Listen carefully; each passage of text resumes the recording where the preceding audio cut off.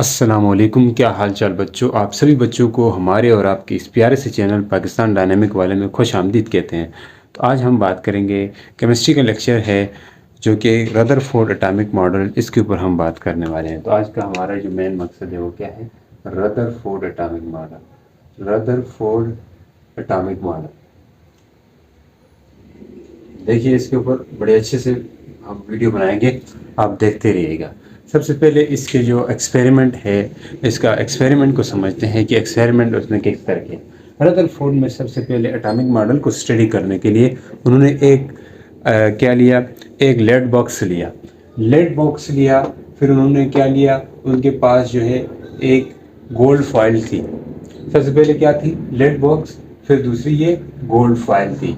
Lead box और gold file लिया, फिर उन्होंने उस गोल्ड फाइल को एक वाल के ज़रिए सराउंडेड किया, यानी कि एक वाल को सराउंड कर दिया। किसके ज़रिए, यानी कि गोल्ड फाइल को सराउंड कर दिया वाल के ज़रिए। तो ये लेड बॉक्स के फंक्शन को सबसे पहले हम समझते हैं कि ये लेड बॉक्स जो है ये असल में बेसिकली इस तरह का होता है, ये इस तरह का होता है, ठीक है। और दरमियान से टनल बनाया जाता है, यानी कि दरमियान से सुराख किया जाता है। ये लेड की एक शीट समझे, इसमें से इस तरह दरमियान में ये जगह खाली और साइड से लेड होती है। तो जैसे यहाँ पे अगर ये लेड बॉक्स है, लेड है, तो ये दरमियान में थोड़ी सी खाली जगह दिख रही होगी आप लोगों को। तो ये दरमियान में खाली जगह क्यों छोड़ते हैं, उस दरमियान वाली खाली जगह में हम किसी रेडियो एक्टिव मटीरियल को रखते हैं। जैसे यहाँ पे अगर किसी रेडियो एक्टिव मटीरियल को रखेंगे तो उस रेडियो एक्टिव मटीरियल में से अल्फ़ा रेस इमिट होने शुरू होंगे। तो उन्होंने अल्फ़ा रेस का बम्बार्डमेंट किया था, आपको पता है। तो अल्फ़ा रेस इसमें से क्या करेंगे, अल्फ़ा रेस इमिट होना शुरू कर देंगे।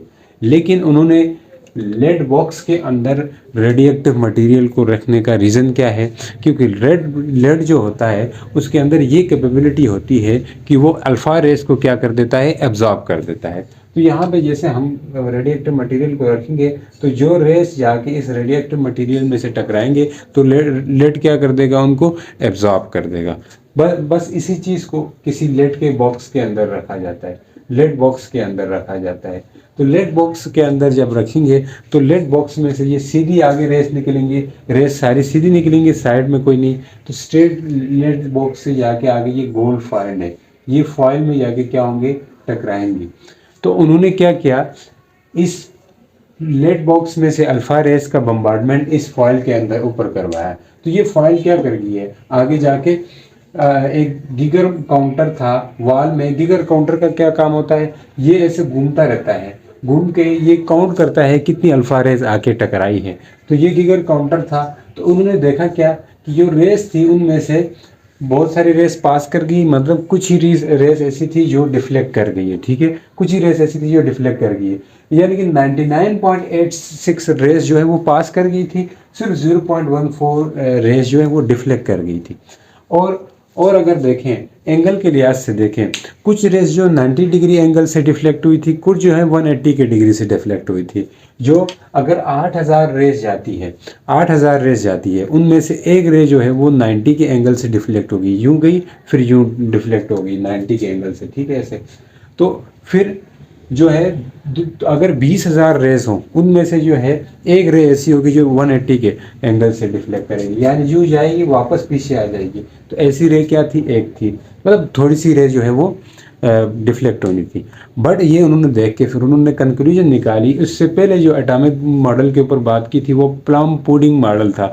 प्लम पुडिंग क्या कहता था कि जो एटम होता है बेसिकली ऐसा होता है, एक पॉजिटिव चार्ज होती है और उसके ऊपर इलेक्ट्रॉन चिपके हुए होते हैं। तो ये प्लम पुडिंग मॉडल था, लेकिन रदरफोर्ड ने ये गलत करा दिया। रदरफोर्ड ने ये गलत कैसे किया कि रदरफोर्ड ने कहा कि भाई अगर पॉजिटिव चार्ज सारा का सारा पॉजिटिव चार्ज है तो ये अल्फा रेज है, ये भी पॉजिटिव है, वो जाके आपके पास डबल पॉजिटिव हीलियम के अल्फा रेज होती है, अच्छा डबल पॉजिटिव चार्ज, ये जाके उस पॉजिटिव चार्ज के ऊपर इलेक्ट्रॉन है तो जाके पॉजिटिव चार्ज से लगती है और सारी की सारी डिफ्लेक्ट होती। यहाँ पे ऐसा नहीं हुआ, यहाँ पे एक रेस का एक बड़ा हिस्सा जो है वो पास कर गया और थोड़ा सा ये डिफ्लेक्शन हुई। तो उन्होंने कहा कि ऐसा नहीं होता, असल में जो न्यूक्लियस है वो एक छोटी सी रीजन होती है, उस छोटे से रीजन में न्यूक्लियस होता है, पॉजिटिव चार्ज मौजूद होता है, बाकी ओवरऑल न्यूक्लियस जो है वो खाली होता है और जो खाली स्पेस है उसमें इलेक्ट्रॉन्स मौजूद होते हैं। तो उन्होंने रेस देखी तो बहुत सारे पास कर गई थी, जो एक रे थी, एक अद रे थी, वो क्या कर रही थी, डिफ्लेक्ट कर गई थी। इस लिहाज से उन्होंने एक एटॉमिक मॉडल अपना बनाया, डिज़ाइन किया। वो क्या था कि पॉजिटिव चार्ज जो है वो कहाँ पे होता है, एक स्मॉल रीजन में होता है ऑफ एटम। एटम का ज़्यादातर पॉजिटिव चीज जो चार्ज है वो स्मॉल रीजन में होता है। उस स्मॉल रीजन को उन्होंने न्यूक्लियस का नाम दिया। पहला पॉइंट ये कहता है। दूसरा है the nucleus is surrounded by electron. Nucleus जो इलेक्ट्रॉन से सराउंड होता है। That move around the nucleus. जो इलेक्ट्रॉन जो है न्यूक्लियस के गिर्द मूव करते हैं सर्कुलर पाथ के साथ, विद हाई स्पीड के साथ। हाई स्पीड होती है उनकी, इस तरह मूव करते हैं। और जो जिस रास्ते में मूव करते हैं वो उन्होंने क्या किया, सर्कुलर पाथ में मूव करते हैं, उसके ऑर्बिट का नाम दिया। लेकिन जो सोलर सिस्टम में जिस तरह हमारा जो ज़मीन है और दूसरे प्लैनेट्स है वो सन के गिर्द घूमते हैं, इसी तरह उन्होंने कहा ये भी बिल्कुल ऐसा ही सिस्टम है। तो तीसरी बात उन्होंने कही, इलेक्ट्रॉन जो है और न्यूक्लियस जो है ये स्ट्रांग इलेक्ट्रोस्टैटिक अट्रैक्शन के ज़रिए आपस में बाउंड होते हैं। लेकिन ये मॉडल की कुछ खामियां थी। तो वो खामियां मतलब एक तरफ है, मगर रदरफोर्ड ने उस ज़माने में बहुत बड़ा काम किया था कि प्लम पुडिंग मॉडल को रद्द करके एक बड़ी बहुत मतलब वो अचीवमेंट दिखाई थी।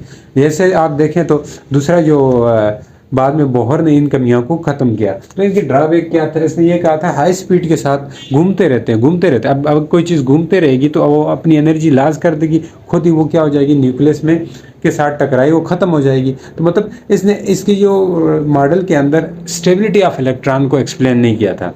रदरफोर्ड ने स्टेबिलिटी ऑफ इलेक्ट्रॉन को एक्सप्लेन नहीं किया था। तो इसलिए से ये एक ड्रॉबैक थी। और दूसरी ड्रॉबैक ये है, इसमें कोई क्लियर कट इन्फॉर्मेशन नहीं दिया था कि एटम का स्ट्रक्चर या इलेक्ट्रॉनिक स्ट्रक्चर कैसा होता है। तो यहाँ पे करते हैं हम अपने लेक्चर्स को ख़त्म। तो मिलते हैं नेक्स्ट लेक्चर के साथ। अल्लाह हाफिज़।